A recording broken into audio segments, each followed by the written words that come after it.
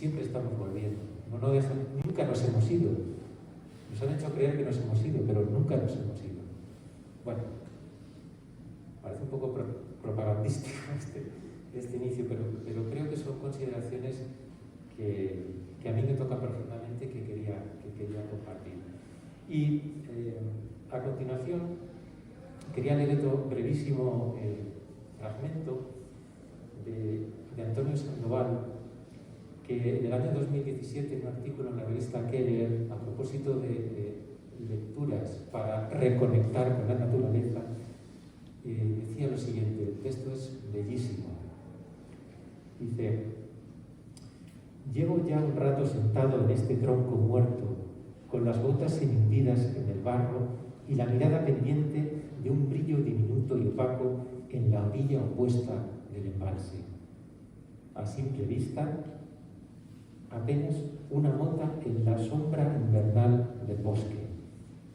Acerco un ojo al ocular del telescopio y observo su pecho blanco, el antifaz oscuro de su rostro, sus garras casi azuladas, su mirada amarilla y tensa. Es un águila pescadora. También ella alterna la atención por algún detalle con la contemplación del paisaje como un todo. Lo presiento en sus gestos. Juego a interpretarlos. Aspiro en particular a anticiparme al instante en que el destello de una trucha active de manera definitiva su instinto y le haga abandonar su atalaya para pescar ante mí. Quiero describirlo, pero no en términos científicos ni didácticos, sino literarios. Quiero explorar ese momento a través de su mirada y la mía, de mi intención y la suya, de la equidistancia entre nuestros apetitos. También a través de esta hora, en este lugar. Esto es muy haiku. Esta hora, este lugar. La brisa acaricia cada poco el ancho espejo de agua que nos separa. Esto es precioso. La superficie vibra como una página a punto de ser pasada. Qué bonita. Mientras aguardo, repaso otras páginas, las que me han traído hasta aquí. Bellísimo, bellísimo texto, muy hermoso. Y que nos traslada un poco a esa idea de la conexión entre la naturaleza como fuente de inspiración en la creación literaria, que es el punto clave de la charla de hoy. Y bueno, no me enrollo más y hecha esta pequeña introducción, vamos ya con lo que es la charla. Quería empezar con aire puro. Hay que abrir las ventanas y en esas ventanas hay un homenaje clarísimo a una persona a la que admiro y quiero profundamente, que es Toni Sánchez de Verdejo, que está aquí acompañándome, y que en su libro Ventanas tiene esta frase maravillosa que conecta con los dos fragmentos que os he leído anteriormente. Me parece una frase atinadísima y que comparto plenamente. Dice: y no hay mayor verdad que la naturaleza es imprescindible para la felicidad y el bienestar de los seres humanos. Y añade: les guste o no. Yo diría incluso les disguste o incluso la desprecien. Un poco en la línea de lo que comentaba al principio. Venimos de ahí, somos parte de esa madre tierra, querámoslo o no. Aunque nos quieran convertir en máquinas, nos quieran cosificar, como decía el escritor Ernesto Sábato, pues al final la esencia sigue viva. Bueno, aquí Toni introduce dos términos que me parecen preciosos: bienestar y felicidad. El bienestar, como decía María Alonso Cruz, tiene más que ver con lo material. Una buena mariscada, un buen coche, una casa confortable, eso es bienestar. Pero eso no es la felicidad. Y vivimos en un mundo en el que, curiosamente, nos han hecho creer lo contrario, que la felicidad es esto. No, esto es bienestar. La felicidad es otra cosa. La felicidad tiene que ver con la espiritualidad. Y por eso toca tanto la naturaleza. Porque si no estamos en armonía con la naturaleza, seguramente nunca, aunque sea rocemos mínimamente, la felicidad. Bueno, estas son opiniones, por supuesto discutibles. No estoy empeñado en tener razón, solamente expongo ideas quizá para la reflexión. Hay otras dos frases, esto le da siempre mucha prestancia a las charlas, ¿no? Parece que no se lo preparan, pero son frases que yo me he ido encontrando en el camino y que a mí me han tocado profundamente y por eso las comparto hoy aquí. Esta frase tan bonita de que la naturaleza es grande en las cosas grandes, pero es grandísima en las cosas diminutas, es algo que sin ni siquiera conocerla yo utilicé y apliqué inconscientemente, emocionalmente, en mi última novela, La proeza de los insignificantes, que es precisamente una reivindicación de que lo más grandioso en la vida es lo más sencillo, lo más insignificante, lo aparentemente niño. Y eso muchas veces nos damos cuenta de lo importante que es cuando lo perdemos. Entonces, a mí esta frase me despierta muchísima ternura, porque me recuerda lo importante que es ese mundo tan aparentemente pequeño. Y luego, bueno, enlazando con la temática de hoy, qué bonita esta frase de Rousseau, que hay un libro que está siempre abierto, no tenemos que abrir, no hay que hacer ningún esfuerzo, está ahí. Yo me estoy asomando y estoy viendo ahí ya un tronco de álamo. Un libro abierto siempre para todos nosotros, que es la naturaleza. Pero claro, yo por circunstancias inescrutables acabé, es verdad que soy licenciado en psicología, pero bueno, acabé trabajando en prevención de riesgos laborales y curiosamente, bueno, no tiene nada que ver, pero en prevención de riesgos, cuando tú vas a una empresa y observas cómo está, me acuerdo que había una frase que decíamos que es que además de mirar hay que ver, no basta mirar, hay que ver, hay que hacer ese ejercicio. Vivimos también, hoy me estoy metiendo mucho con la sociedad, pero es verdad que vivimos una sociedad tan pasiva que ya parece que ni eso, que nos tiene que dar triturado todo. Bueno, creo que hoy me levanto un poco reivindicativo. ¿Cómo debió empezar todo? Yo me pongo a imaginar cuál fue el primer acto creativo de un ser humano y seguramente imaginaros lo que tiene que ser levantarse una mañana, ver algo así y exclamar ¡oh!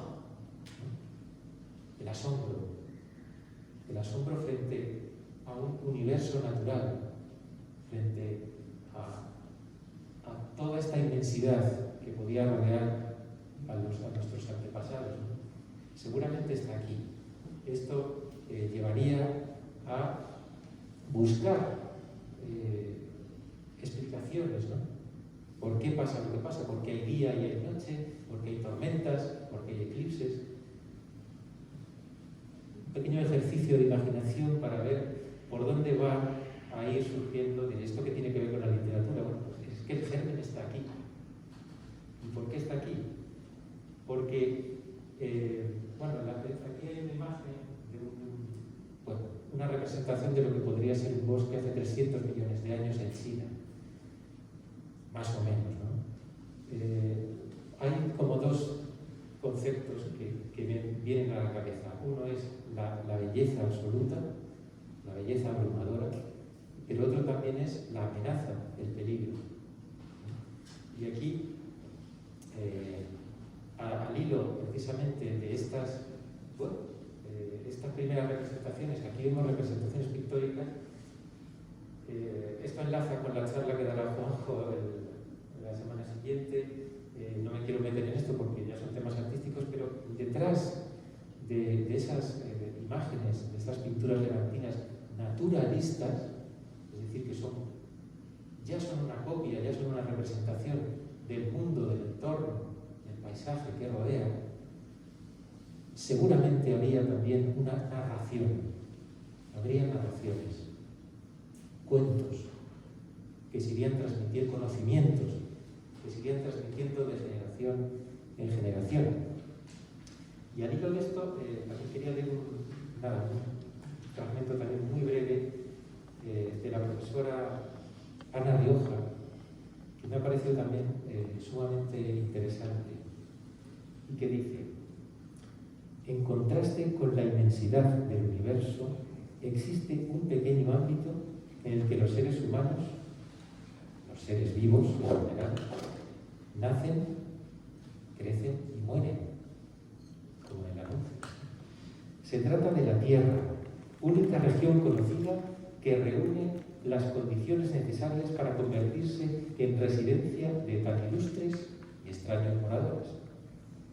Más allá se divisan cuerpos, la mayoría de ellos alojados en esa aparente esfera que nos envuelve y que denominamos cielo. El conjunto de cuerpos terrestres y celestes, animados e inanimados, integran la naturaleza. Esto me parece también muy bonito porque ya se está introduciendo un concepto de naturaleza donde está todo, está la piedra, está lo inmóvil. No solamente los geólogos de esto saben muchísimo, ¿no?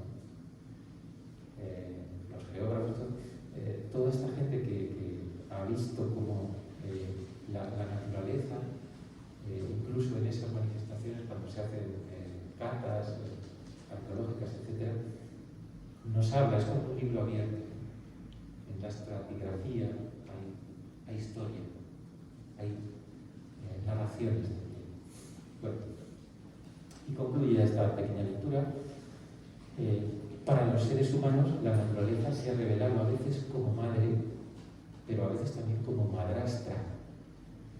Es en efecto poderosa, es fecunda, es nutricia, pero también es hostil, catastrófica, dañina, incluso mortal. Tenemos ejemplos muy recientes, ¿no? Y bueno, pues solamente hace falta ponerse a repasar un poquito la experiencia de cada uno para recordar pues, todas estas situaciones donde a veces la naturaleza se torna muy hostil, ¿no? Es decir, que conviven esas dos naturalezas.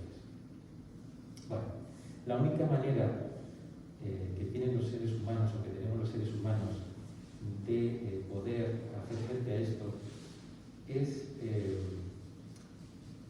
poner, digamos, todos los elementos naturales a nuestro favor. Por eso la única forma que han tenido o tuvimos en su momento los seres humanos de responder a estos elementos era convertir los puros y desnudos fenómenos en signos, es decir, en signos visibles de espíritus y voluntades divinas.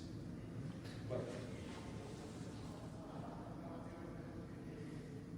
si trazamos una línea desde esa época primigenia a la actualidad, nos encontramos con ¿qué es lo que ha pasado? A mí, como escritor, también me interesa el explorar un poco ese recorrido. Hace poquito, hasta el día 18 de enero, está esta exposición, que si no la habéis visto la recomiendo abiertamente. Está en la plaza de la Catedral, en la plaza de la Virgen de Milán, frente al puesto de la Catedral, de polo a polo, 52 fotografías de National Geographic, sumamente impresionantes, que nos hablan de todos estos paraísos naturales y que a mí personalmente me ha generado una sensación ambivalente. Por un lado, te enamora, porque realmente ves la inmensa biodiversidad de la riqueza que tenemos en este planeta, como todavía afortunadamente nos quedan muchísimos rincones hermosísimos, pero por otro lado tristemente vemos la fragilidad, la vulnerabilidad y algo que nunca se había dado en la historia hasta la fecha, que es la rapidez de destrucción de toda esa biodiversidad y de, bueno, el factor humano como elemento absolutamente devastador. Esto también lo voy a enlazar más adelante con la literatura, porque también tiene mucho que ver. Por eso yo me pregunto, ¿estamos evolucionando? Cuando uno se plantea si el ser humano en este camino, en este recorrido, ha evolucionado, no lo sé, no estoy tan seguro si no estaremos involucionando. Bueno, pero vamos ya al meollo,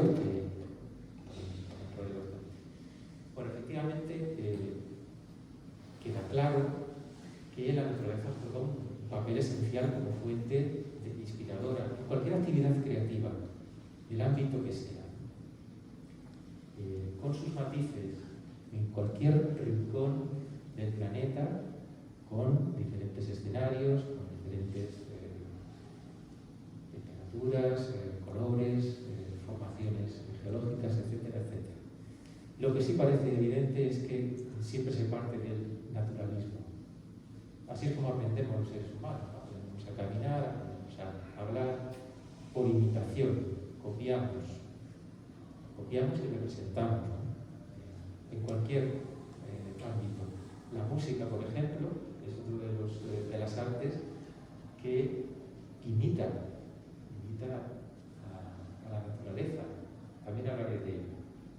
Bueno, y en esos orígenes que comentaba al principio, pues ya en el ámbito más puramente narrativo, más literario, bueno, pues tenemos lo siguiente, que se empezarían a contar historias, conocimientos, seguramente fábulas, moralejas. De esta tradición oral, afortunadamente nos ha quedado y nos quedan vestigios hoy día. Evidentemente, estas primeras narraciones las desconocemos. Sí que han llegado ciertos fragmentos, pero evidentemente eso es un proceso que no hay constancia escrita, por lo tanto no tenemos el testimonio. Pero sí nos podemos imaginar que la propia inquietud nos llevara a plantearnos tratar de explicar el mundo. Bueno, y de esas tradiciones pues van a llegar, conforme se vayan desarrollando su complejidad, fábulas, leyendas y mitos. Las leyendas son riquísimas en todos los rincones del planeta y los mitos exactamente igual. Si pensamos en la mitología, bueno, aquí ya podríamos estar no uno, sino varios ciclos, hablando de las distintas mitologías de un rincón y de otro. Bueno, y aquí quería leeros un cuento. He traído un cuento que refleja, bajo mi punto de vista, cuál es mi visión de la naturaleza en la literatura, mi manera de entender el cuento en estas tradiciones. ¿Por qué? Porque esta es una historia que me contaron hace un tiempo, a mí me impresionó, me impactó mucho, y de alguna manera la ficcioné con los elementos que a mí más me gustan, como el costumbrismo, el humor y esa visión de la naturaleza como protagonista de la historia. Así que si es breve, no os asustéis. Se titula La huella de la corteza.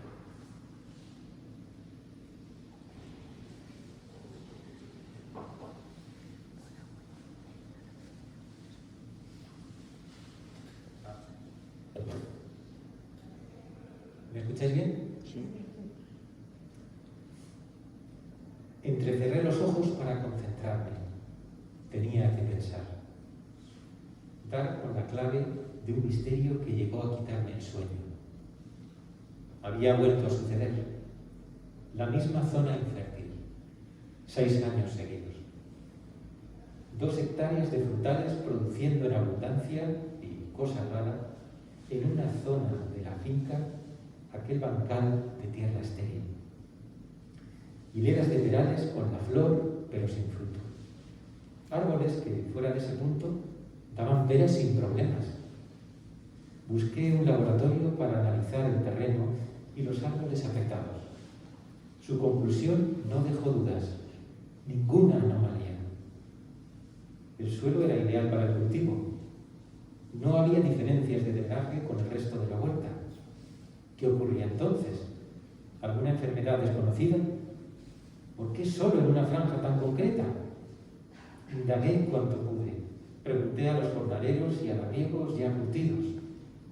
Cada cual me dio su consejo. De entrada, no deseché ninguna sugerencia. Sopesé los pros y contras y fui probando los remedios. Abonos naturales, riego abundante, podar con luna nueva, sin resultado. Las cosechas seguían siendo buenas, excepto aquella en parcial hierba.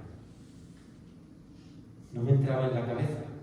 Por más vueltas que me daba, no encontraba solución. ¿Para qué negarlo? Aquello comenzaba a superarme. Hasta los propios campesinos se hacían cruces en el pueblo. Como de costumbre, surgieron las teorías disparatadas. Hubo incluso quien me pidió rogar a Dios. Quizá recé sin fe.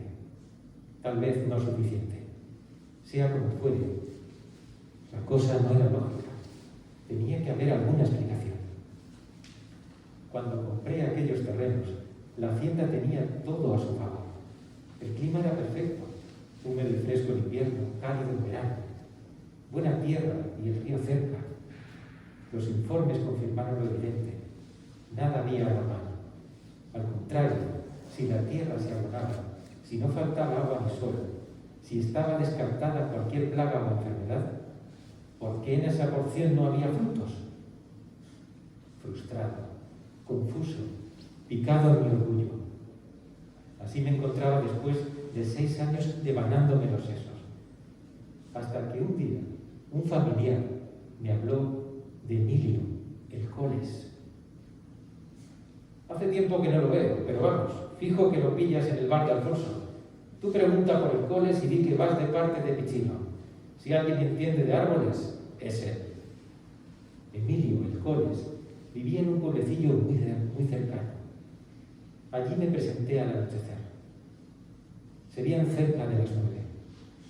El bar de Alfonso estaba de bote en bote. Lo recuerdo porque a esa hora empezaba la final europea. Había un escándalo de miedo. Las miradas se imantaban a una tele gigantesca. A voz en grito pedí una cerveza.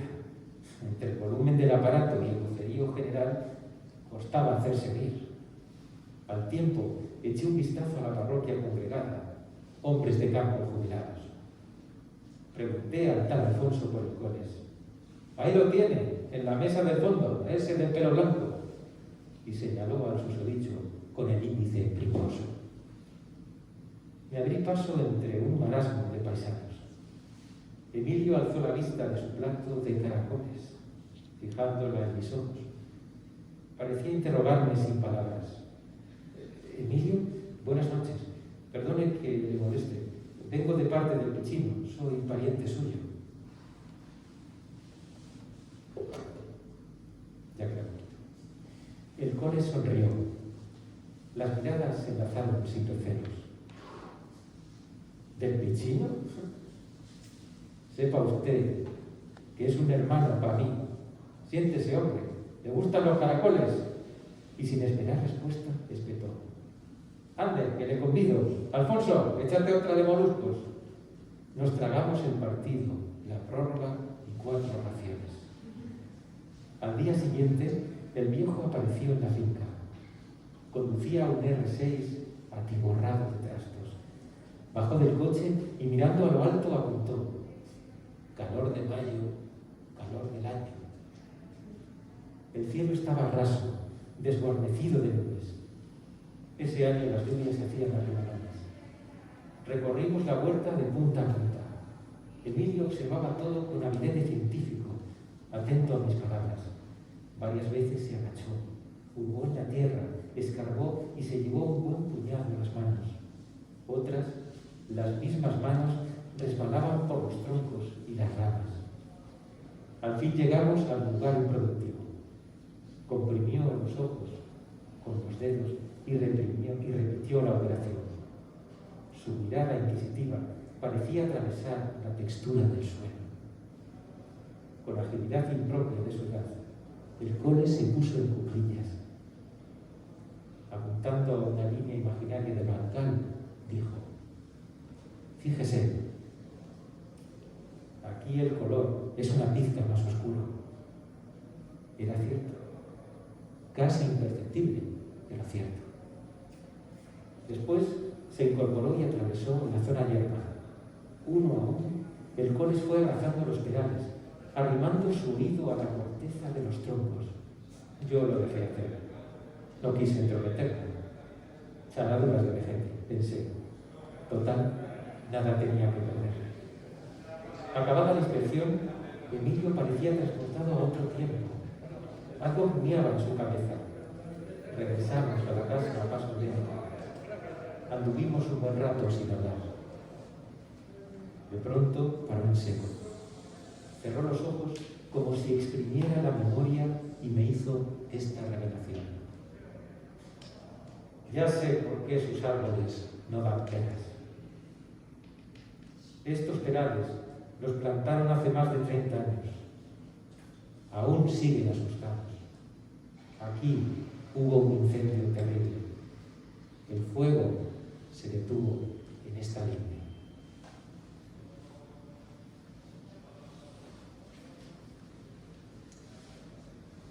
Bueno, espero que no haya sido muy pesado, pero que bien, pues bien. Esto de las lecturas a veces puede resultar un poquito pesadillo. Pero bueno, me apetecía compartir con vosotros este cuento. Bueno, vamos a avanzar rápidamente, retomando el hilo de la charla, hablando de estos orígenes, de las leyendas, las fábulas, la mitología. No me voy a meter en esto porque evidentemente es un tema que daría para muchísimo, pero sí que me interesa hacer mención a esta idea de que lo que se trataba con la mitología de alguna forma era de explicar el mundo, explicar los fenómenos naturales. ¿Qué hace el ser humano normalmente? Bueno, pues como en la lectura que os he hecho antes, se hablaba de crear unas deidades, unos espíritus de la naturaleza, y automáticamente se le asignan comportamientos humanos, ¿no? Tenemos esa manía de antropomorfizar todo, eso en literatura también pasa, y eso, por ejemplo, es muy frecuente en la literatura de ciencia ficción. Los alienígenas casi siempre son de rasgos de comportamientos curiosamente parecidos a los humanos. Bueno,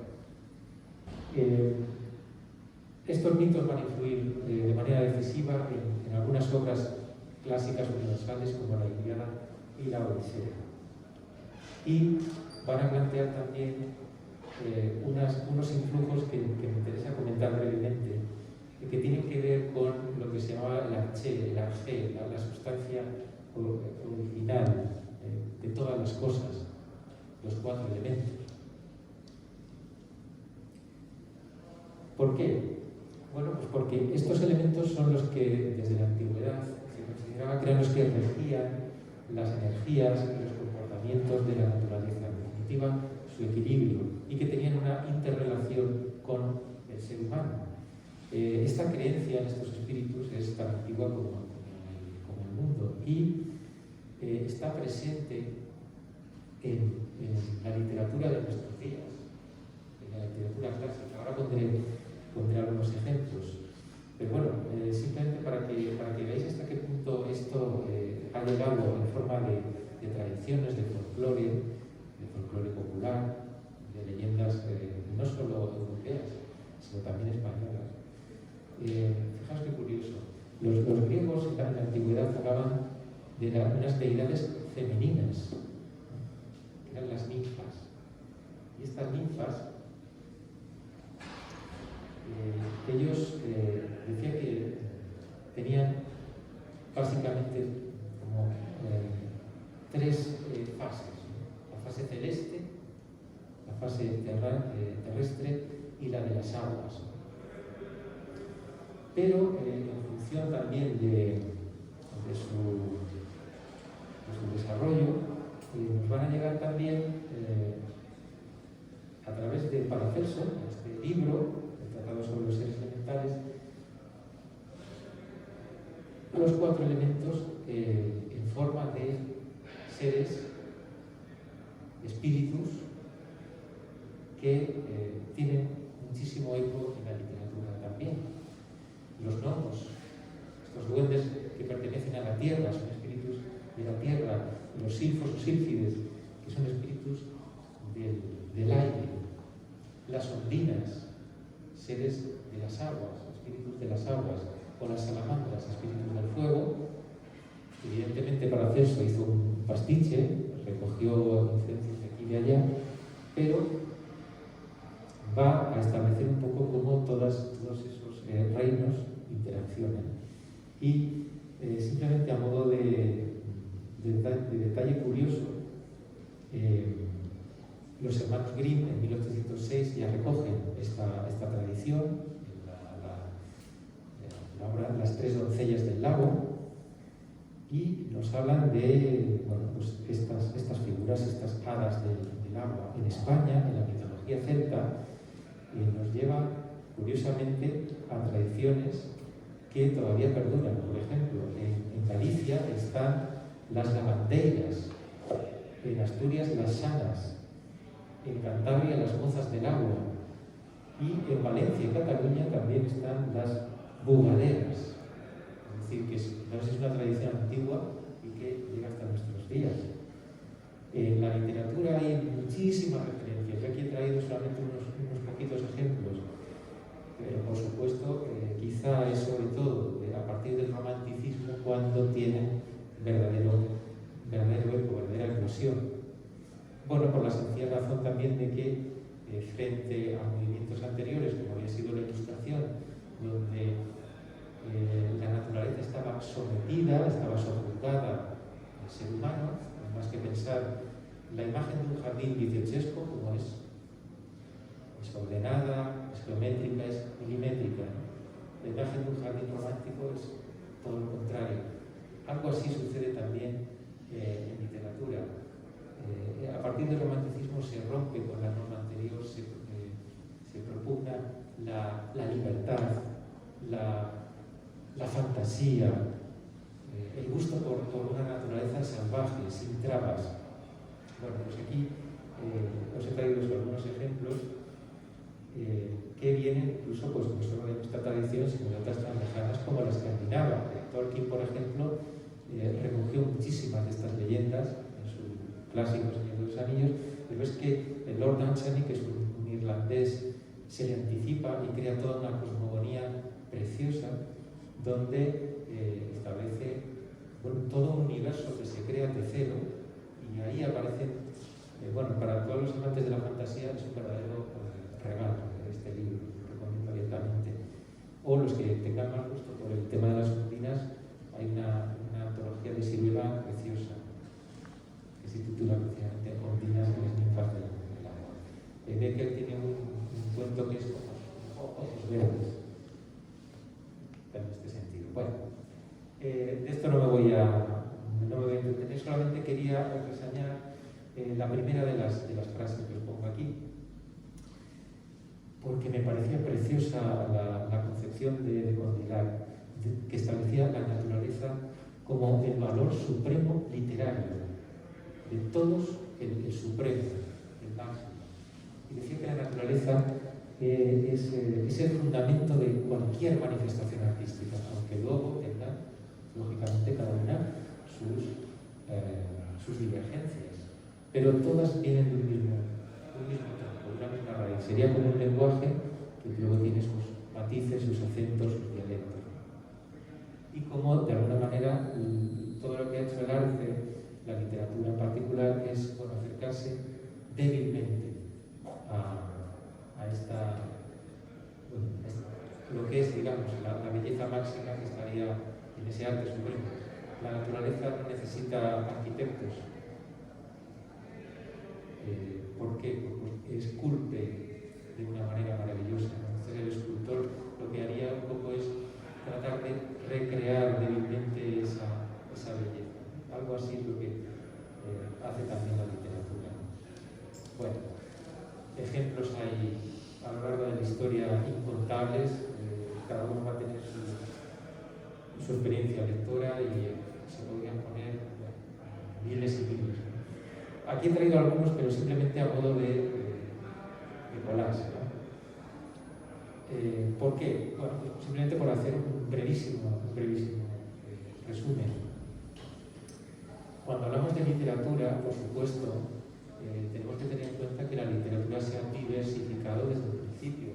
Si hay un género que ha tratado la naturaleza desde siempre, yo creo que es el propio que más toca, es la poesía. Aquí está Arturo, bueno, seguro que todos saben muchísimo más, pero la poesía siempre ha tenido un vínculo fortísimo con la naturaleza, lo sigue teniendo. Y en ese sentido, si hay una particular poesía que antes se ha comentado, es el haiku. Porque además en el haiku existe todavía una conexión más fuerte, que es el haiku de lo sagrado. El haiku de lo sagrado es un tipo de asombro que sucede, que siempre ocurre en la naturaleza. Aunque evidentemente es un concepto que viene de los clásicos, pero que hoy día está más ampliado porque vivimos en entornos urbanos, pero la naturaleza está en todas partes. No hace falta irse a un bosque, sino que a veces simplemente asomándose por la ventana. A mí me ocurrió estar escribiendo y de repente, no voy a decir el haiku porque lo tengo ahí, pero me cruzó un bando de estorninos por detrás y se reflejó en la pantalla.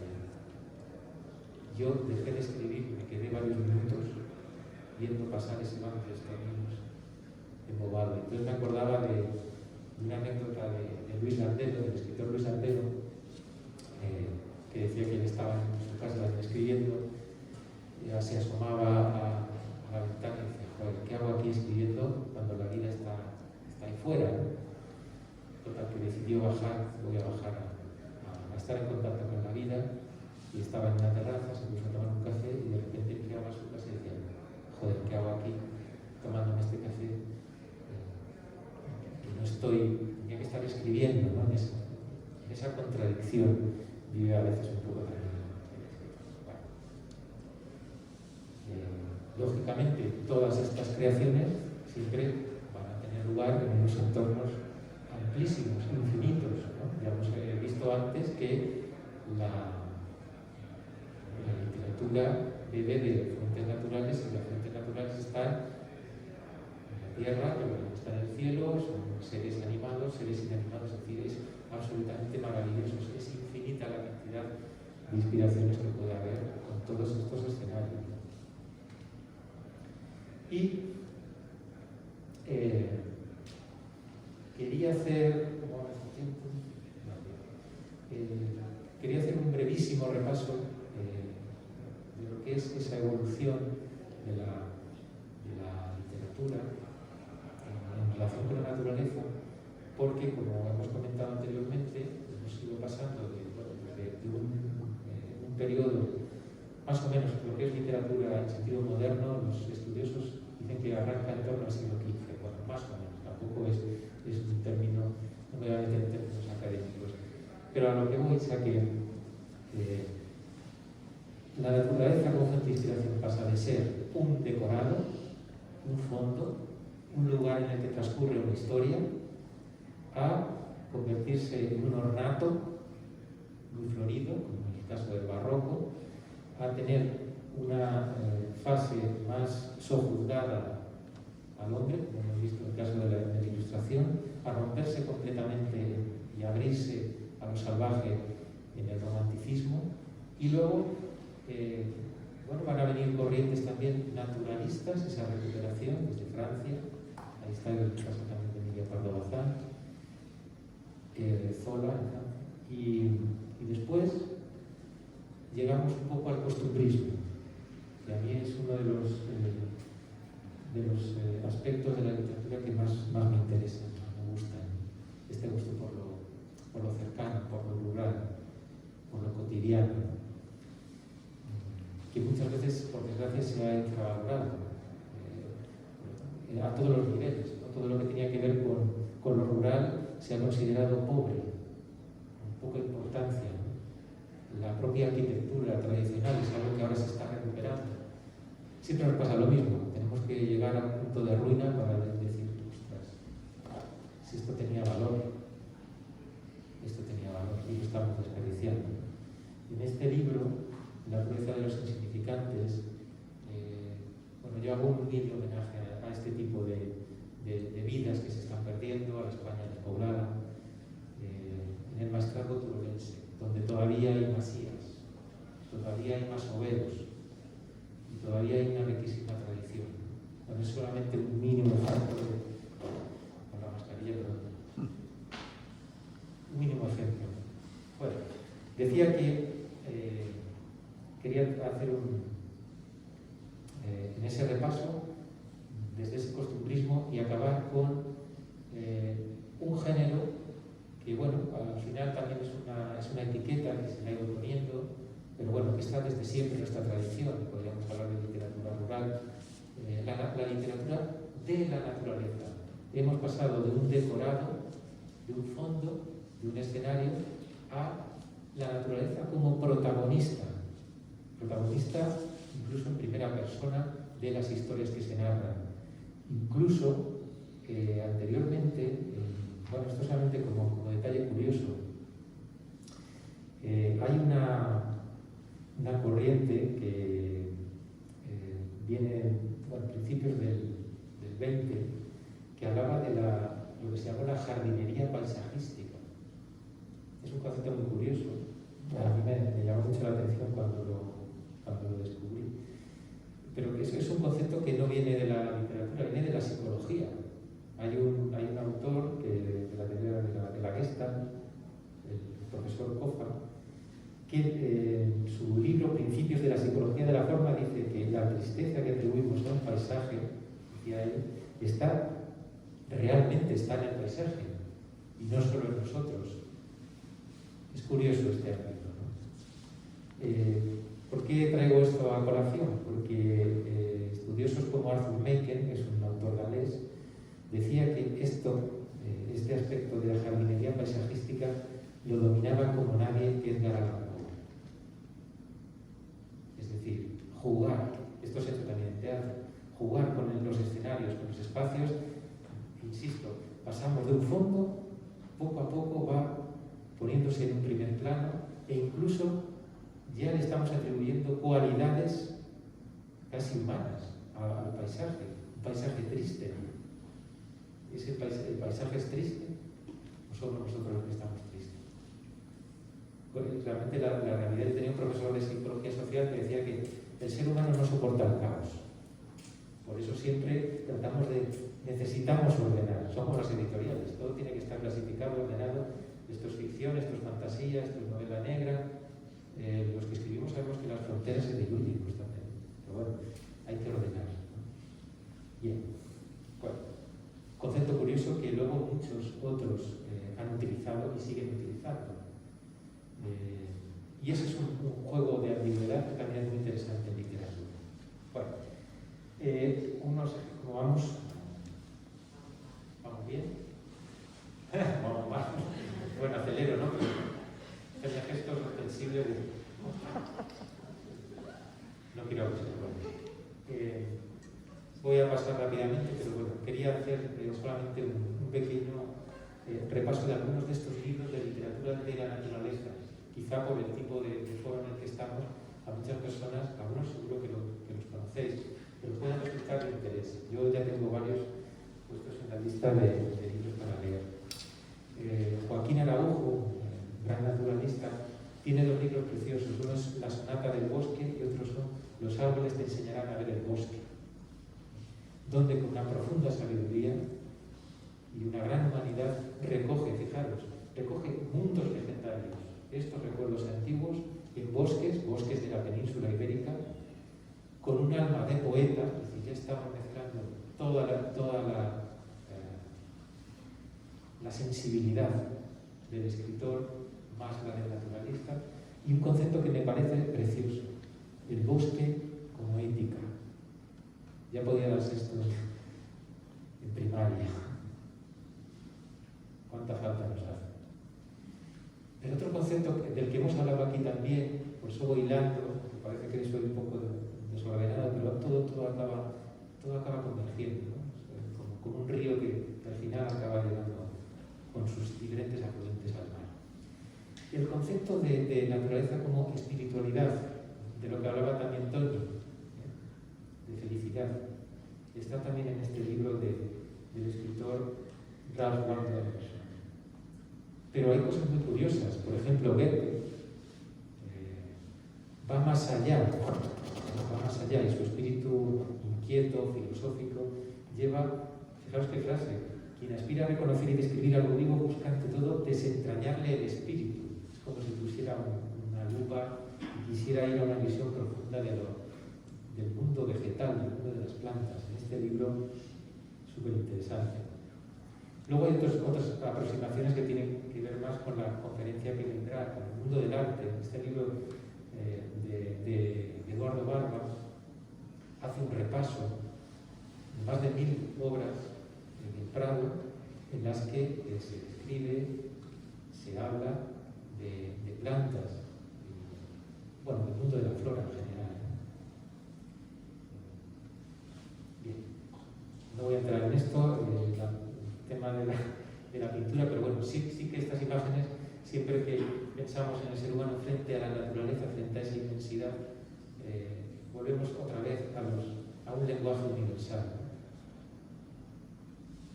No hace falta irse tan lejos, simplemente los paisajes manchegos o castellanos de Benjamín Palencia están esa inspiración, pero también, como veíamos, la naturaleza puede ser cruel, puede ser terrible a veces, o enormemente benéfica. Luego nos encontramos cosas curiosas en nuestro día a día, en estos entornos. Hablaba antes de escenarios. Ahí no he puesto una calle, ni he puesto una avenida. Bueno, pues la naturaleza está también ahí, también se abre paso. Aquí también, yo cuando veo imágenes como esta, también me produce el mismo asombro que podría tener ese ser humano primigenio cuando se asomaba y veía las estrellas, ¿no?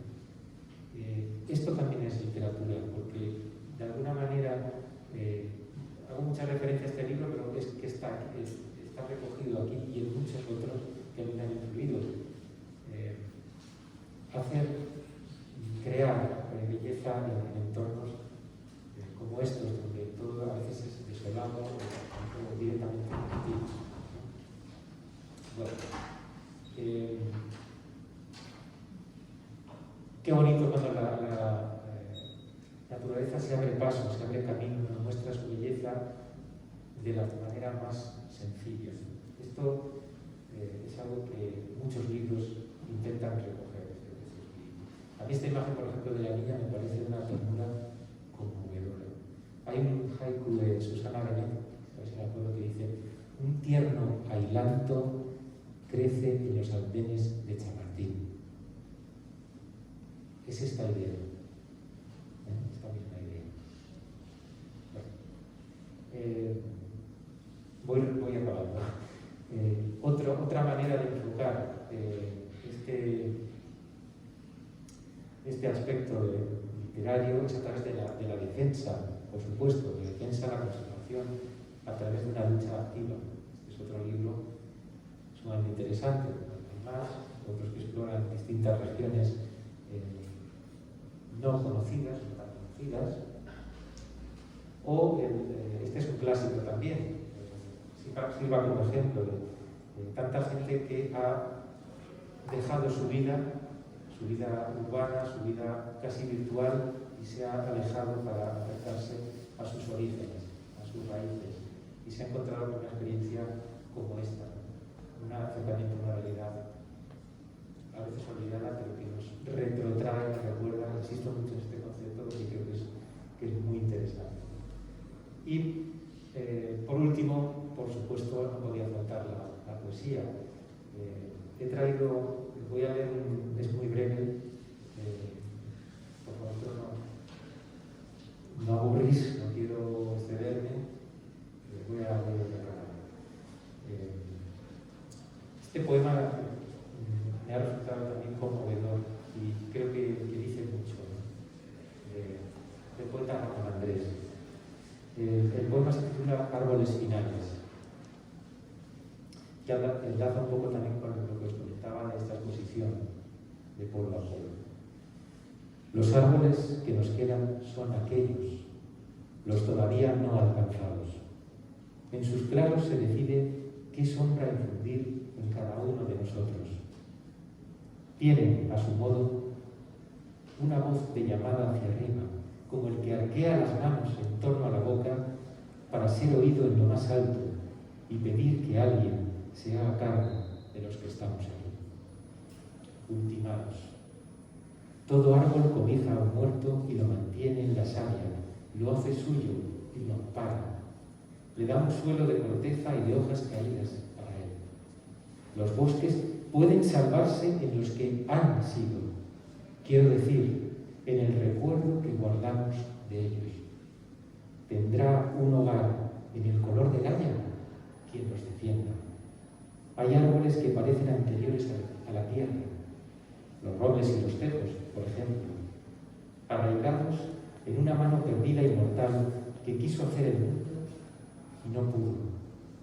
Escuchadlos en sus ramas, nos avisan, aconsejan. Son las obras completas del reposo. Bueno, y acabo con... Bueno, había traído aquí los haikus, pero bueno, es que no me quiero exceder. Así que voy a terminar con un brevísimo fragmento de esta novela, de la que os he hablado anteriormente, La pobreza de los insignificantes. Y bueno, sirva un poquito de homenaje al mundo rural, a la naturaleza y a esa conservación que tenemos que hacer. Echemos un vistazo también con una sonrisa. La risa va por barrios. Esto no admite discusión.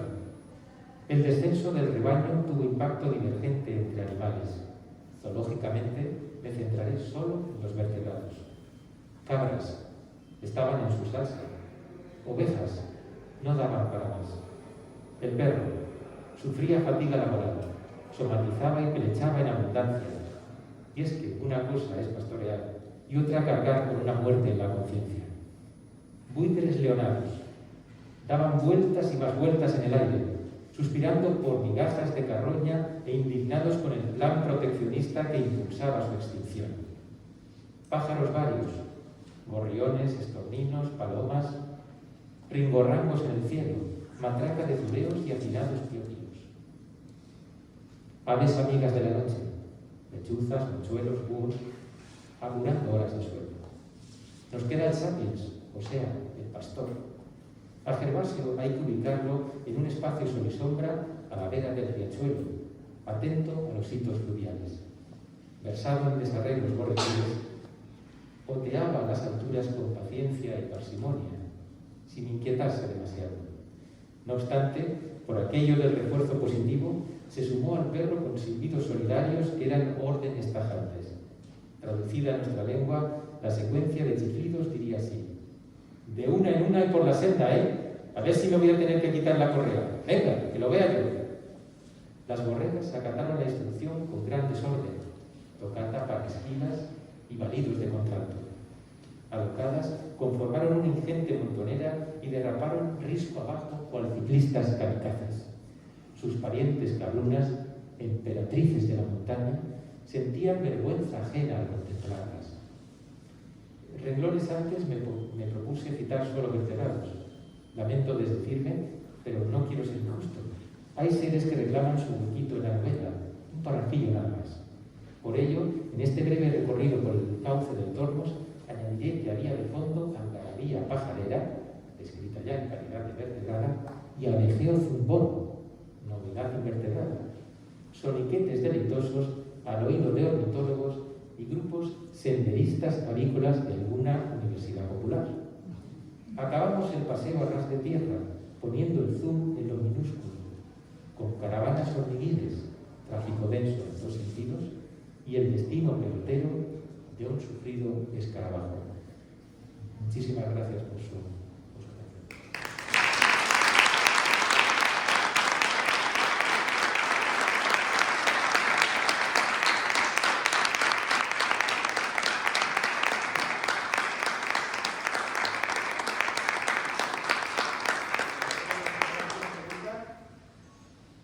Una pregunta para